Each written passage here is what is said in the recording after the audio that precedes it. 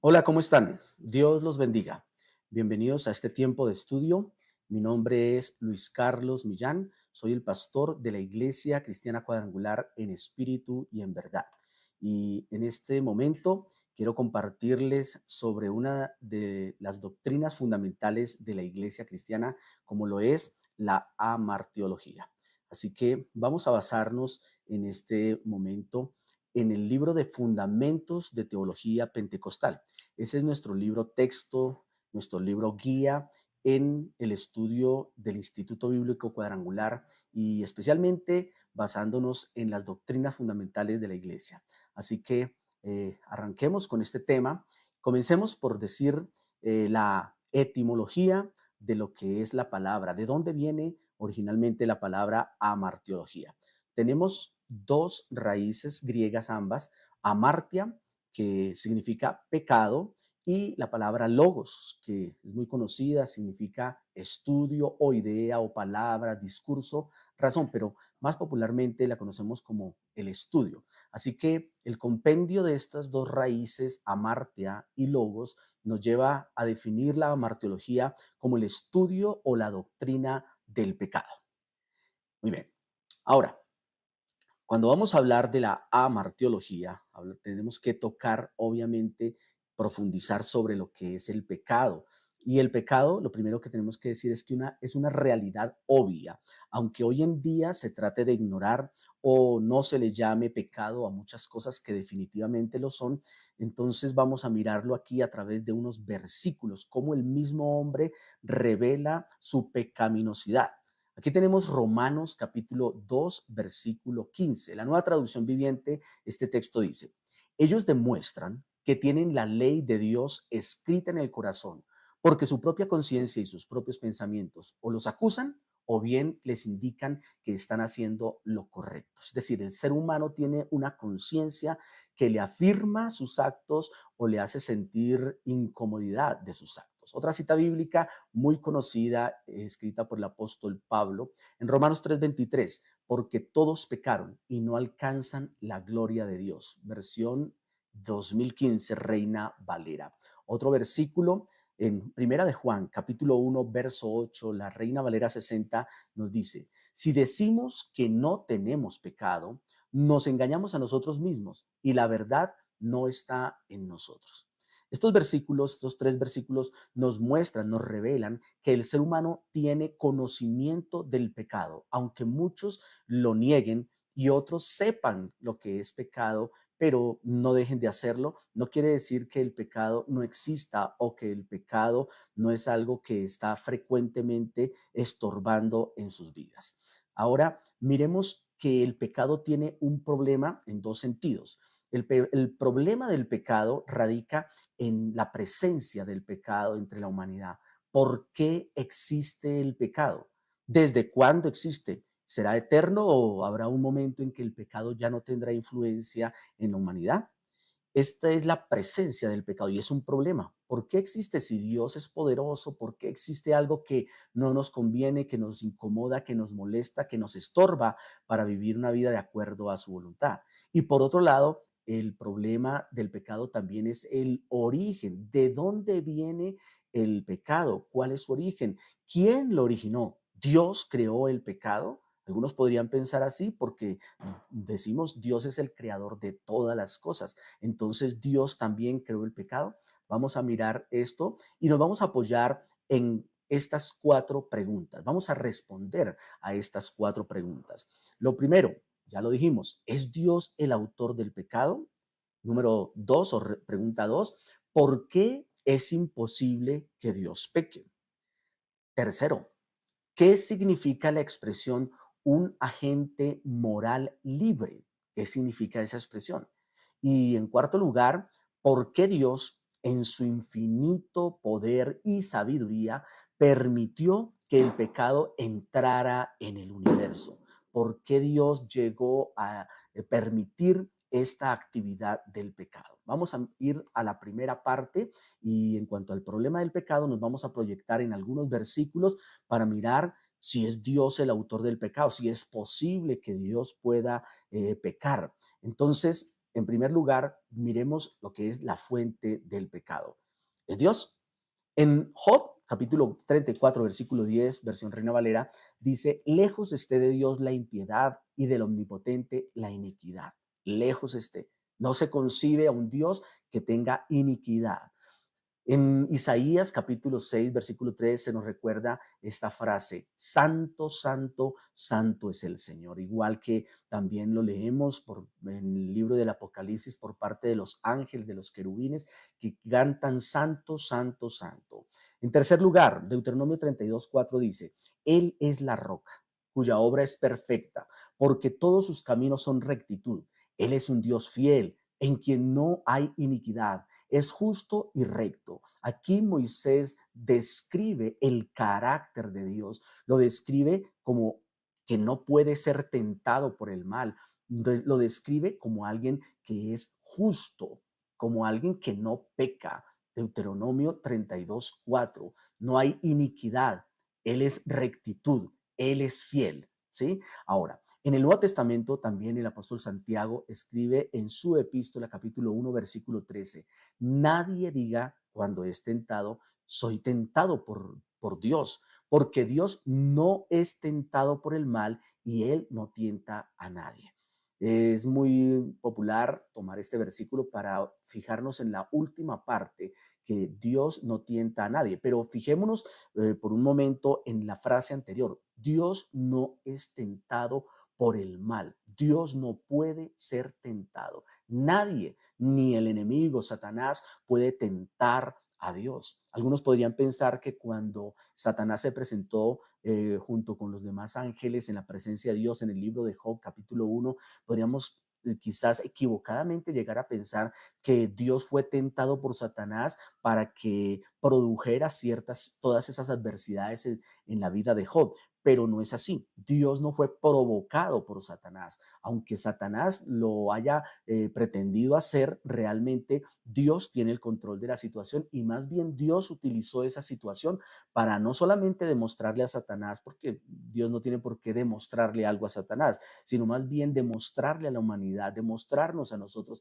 demostrarle a los que vivían en el tiempo de Job que aún en medio de las calamidades Dios puede sacar algo bueno. Pero Dios no fue tentado por Satanás, ni será tentado nunca, no puede ser tentado. Y la última cita de esta diapositiva nos habla Zacarías capítulo 8, versículo 17. En la nueva versión internacional dice, no maquinen el mal contra su prójimo, ni sean dados a falso testimonio, porque yo aborrezco todo eso, afirma el Señor. Escuche, Dios afirma que Él definitivamente no puede ser tentado. Dios no tiene tampoco la idea de tentar, pero nos manda a no maquinar contra otras personas, a no maquinar, a no planear, a no hacerle mal al prójimo y ni sean dados al falso testimonio, porque yo aborrezco todo eso. Dios aborrece el pecado.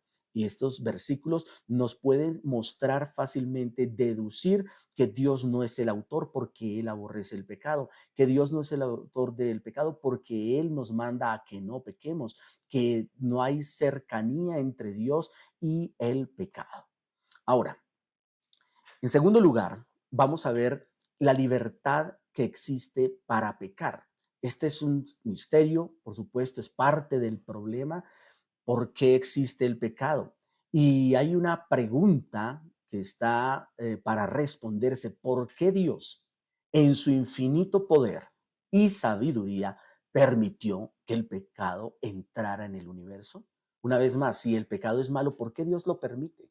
Dios podría haber creado un universo sin necesidad del pecado, pero podemos llegar a concluir después de estas 7 razones enunciadas por Lewis Sperry Chafer, que hay unas razones por las cuales Dios permite que el pecado exista. Y vamos a la primera.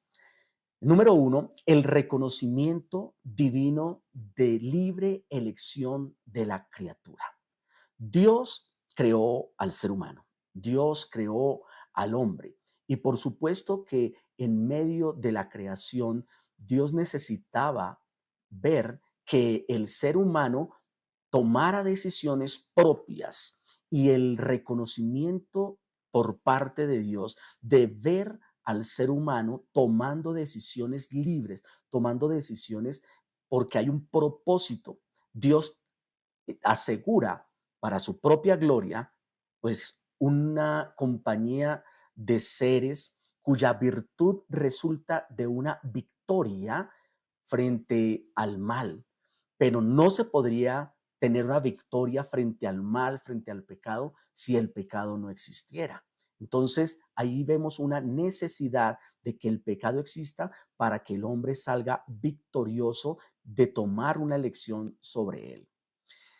Segunda razón por la que Dios en su infinito poder y sabiduría permitió que el pecado entrara en el universo. La segunda razón es el valor específico de los seres redimidos. Escuche eso, el valor específico de los seres redimidos. Es decir, el ser humano tiene un valor, pero Dios deseaba almas redimidas, almas purificadas por la sangre expiatoria de su Hijo, nuestro Señor Jesucristo. Y esa sangre fue el precio, nosotros sabemos, por el cual Dios pagó, Jesús pagó con su propia sangre, y es un precio que paga por una eternidad. No hay necesidad de volver a pagar. Entonces, estas almas tienen un valor, el valor de la sangre de Cristo. Y los seres humanos redimidos han sido pagados, han sido comprados. Tenemos un precio específico que nos da un valor alto, la sangre de nuestro Señor Jesucristo. En tercer lugar, otra de las razones es la adquisición de conocimiento divino. La adquisición de conocimiento divino. Los seres humanos tienen o tenemos dos métodos de aprendizaje. Uno es por la propia experiencia de nuestro diario vivir y el otro es por revelación, por enseñanza, por transmisión del conocimiento. Debemos aprender acerca del bien y de acerca del mal. ¿Sí? Dios en el jardín de Edén le habló a Adán sobre la posibilidad de llegar a faltar a un mandato. Si no existiera un mandato, si no existiera una orden, si no existiera una elección, el hombre no había podido tomarla, no había podido pecar si no existiera una prohibición como tal. Pero nosotros como seres humanos a nuestro diario vivir estamos aprendiendo acerca del bien, acerca del mal, y debemos ser conscientes de la pecaminosidad, es decir, de la gravedad del pecado para comprender en alguna medida el conocimiento de Dios. Es decir, Dios puede vencer la gran agresividad o pecaminosidad del pecado. Un término que parece redundante, pero no, es como la fuerza o la gravedad del pecado. En tercer lugar. Ahora vamos, en cuarto lugar, vamos a ver que la instrucción de los ángeles también es una de las razones por las cuales Dios permite la existencia del pecado, ya que los ángeles aprenden por observación de la experiencia de los seres humanos. ¿Sí? El apóstol Pablo escribe en el libro de Efesios, aquí está la cita, escribe en capítulo 3, versículo 10, para que ahora sea dada a conocer por medio de la iglesia la multiforme sabiduría de Dios a los principados y a las autoridades en los lugares celestiales. Y esto nos muestra que los ángeles son testigos, que los ángeles ven, que los ángeles aprenden, reciben instrucción de parte de Dios al ver la humanidad cómo toma decisiones. Por supuesto, no todos tomamos buenas decisiones, no todos tomamos malas decisiones, pero en medio de estas circunstancias, los ángeles aprenden el funcionamiento de la humanidad, de cómo se rige la raza humana. En quinto lugar, otra de las razones por las cuales Dios permite la existencia del pecado es la demostración del odio de Dios hacia la maldad. Escuchen, Dios odia la maldad, Dios odia el pecado. Esto es evidente. ¿Por qué? En la Biblia se nos muestra cómo el Señor aborrece el pecado. La importancia de que Dios demuestre su aborrecimiento del mal es inminente. Leemos en parte del versículo 22 de Romanos 9. Y Pablo está diciendo que Dios quería mostrar su ira y hacer notorio su poder. Escuche, Dios quería mostrar su ira, pero también a la vez hacer notorio su poder. Dios vence el pecado a través de su Hijo Jesucristo, quien estuvo en la tierra y fue tentado en todas las áreas de su vida, pero no pecó, pero además, ya que Él venció la muerte, Cristo murió por nuestros pecados. Y al vencer la muerte, está mostrando el poder de Dios. Dios demostrando su poder. Dios demostrando también su odio hacia la maldad, hacia todo lo que se llame pecado. De esta manera nosotros podemos entender que Dios ama al ser humano y lo perdona cuando el hombre se acoge a la misericordia de Dios y entrega su vida completamente, renuncia al pecado y empieza a buscar la ayuda de Dios. Desde ese mismo momento, entonces Dios trae un significado especial a la existencia del ser humano. En sexto lugar, Dios permite la existencia del pecado por el justo juicio de toda maldad, el justo juicio. Para que el mal sea juzgado por Dios, evidentemente debe ser llevado a cabo en una demostración abierta de su carácter real. Tal demostración no se puede corroborar si el pecado no existiera, pero gracias a la existencia, entonces el mal puede ser juzgado. El pecador puede ser juzgado. El autor del pecado, el autor del mal, Satanás, puede ser juzgado gracias a la existencia del pecado. Y en séptimo lugar, vamos a ver que la otra razón por la cual Dios, en su infinito poder y sabiduría, permitió que el pecado entrara en el universo, es la manifestación y el ejercicio de la gracia divina. Definitivamente, la gracia divina no se podía demostrar antes de que el pecado existiera, se diera a conocer, antes de la creación del ser humano, y no existía el pecado, por supuesto, entonces no podría haber una manifestación de la gracia divina. Pero ahora, cuando el Señor crea al ser humano y el ser humano cae en pecado, actúa la misericordia de Dios, actúa el amor de Dios, ¿sí? Y de esta manera los ángeles, las huestes angelicales, habían visto no solamente anteriormente la sabiduría, no solamente habían visto el poder de Dios, sino que ahora ven la gloria de Dios manifestándose a través de la gracia, es decir, del acto más grande de misericordia del Creador.